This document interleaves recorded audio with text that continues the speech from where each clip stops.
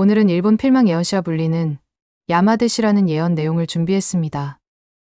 예언 내용도 좋지만 관련 일화들도 신비로운데요. 일화 두 가지를 먼저 보신 후에 예언 내용을 보시겠습니다. 중국 청나라 도광 26년인 1846년에 야마데시 여사라는 책이 판각되었다.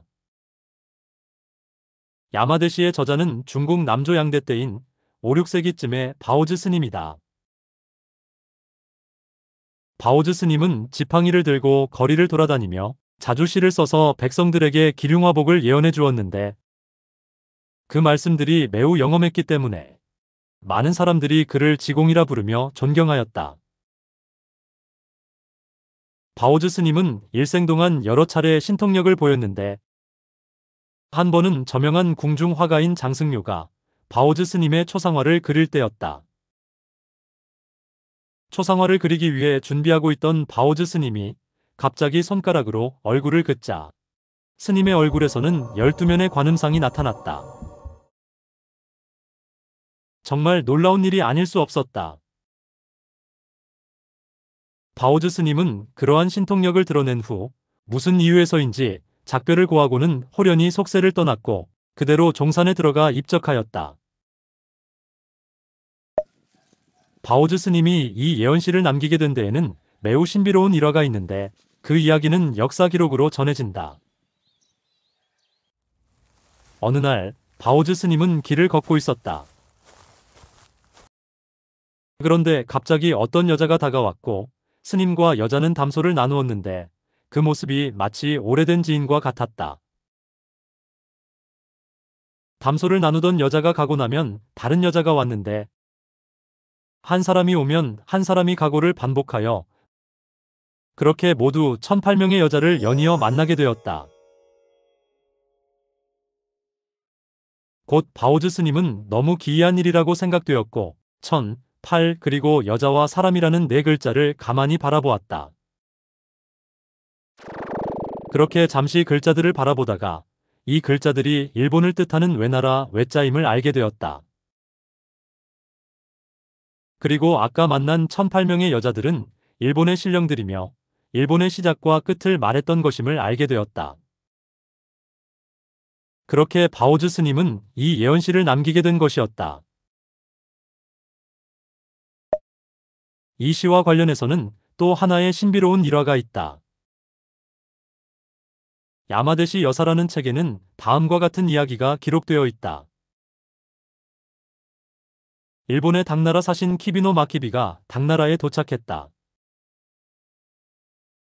어느 날 당 현종은 일본 사신의 한학 내공을 시험해보기 위해 야마데시의 글자들을 마구 뒤섞어 놓고는 사신에게 읽어보라고 하였다.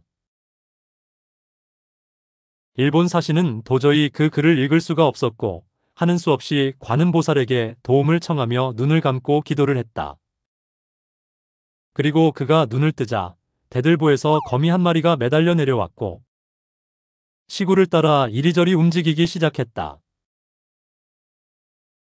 일본 사신은 거미가 움직이는 궤적에 따라 그 시를 순조롭게 읽어냈고 당 현종의 인정과 칭찬을 받게 되었다. 역사적으로 이런 일이 실제로 있었는지 여부는 알 수 없지만 이 이야기는 글로써 전해져 내려오고 있다. 야마데시 여사 책의 변정 부분에는 이 일이 자세히 기록되어 있으며 책의 앞부분에는 키비노 마키비 대신이 당에 들어가 야마데시를 읽는 그림과 거미가 실을 끄는 그림 등의 판화가 첨부되어 있고 책에는 한문 원문 뒤에 일본어 해석도 첨부되어 있다. 일본 사신이 야마데시를 읽은 이 이야기는 역사적으로도 매우 흥미로운 일화 중 하나가 되었다. 일본에서는 큰 재난이 발생할 때마다 바오즈 선사님이 남기신 야마데시가 주목받았다고 하는데요. 그 내용과 해석 같이 보시겠습니다. 앞부분은 일본 역사 관련 내용이라 간단히 보고 넘어가겠습니다.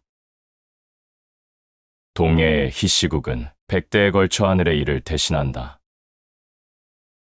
중국 동쪽에 있는 히시국은 여성이 권력을 장악하고 있는 나라를 의미합니다. 우사가 거들어 도와주고 형주가 나라 발전에 공을 세운다.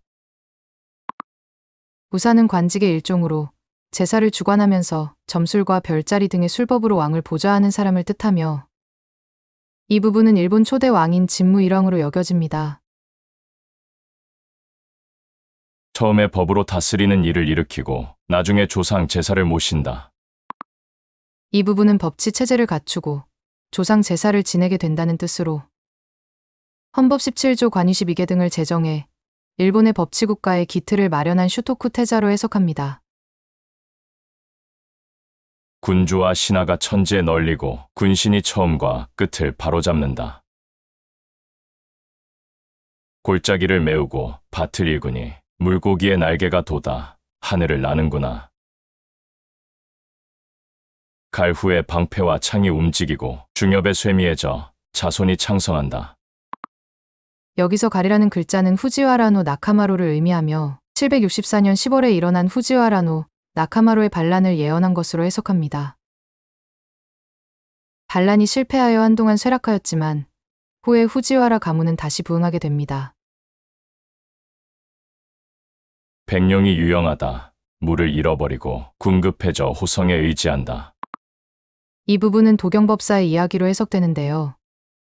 도경법사는 761년에 여왕의 병을 치료하여 총애를 받았고 766년에는 황위를 노리고 반란을 일으켰습니다. 그리고 그런 위급한 상황에서 대신들은 서둘러 고성으로 돌아왔고 도경법사의 야심을 저지할 수 있었습니다. 누런 닭이 사람을 대신해 먹고 검은 쥐가 소의 창자를 먹는다. 이 문장은 하극상이 일어나는 반란 시기를 나타내는데요. 여기까지가 지난 예언이고 다음 문장부터 현재와 미래의 예언이 나옵니다. 붉은 물이 흘러 다 없어진 후에 천명은 삼공에 있게 된다. 여기서 붉은 물은 화산 폭발 후 흘러내리는 용암을 말하는 것 같기도 한데요. 일본이 원전 오염수를 바다에 배출하고 있는 상황을 나타내며 그 업보가 3대를 갈 것이라고 해석하는 의견도 있습니다. 배광의 흐름은 끝나 없어지고 원숭이와 개가 영웅이라 칭하는구나. 이 부분이 이 예언시에서 가장 핵심이 되는 문장입니다. 많은 일왕들이 이어지는 것이 끝나 없어져 버리고, 즉 왕위 계승이 끊어져 버리고 일본에 더 이상 왕이 나오지 않게 됨을 말하고 있습니다. 그리고 일본에는 원숭이와 개의 무리들이 판을 치게 되는데 이들은 일반 사람의 마음가짐조차 결여되어 있는 짐승과 같을 것임을 의미합니다. 미래인가요? 잠시 시기적 개념에 혼란이 왔네요. 계속해서 보시겠습니다. 유성이 들밖에 날고 종소리와 북소리로 나라 안이 시끄럽다.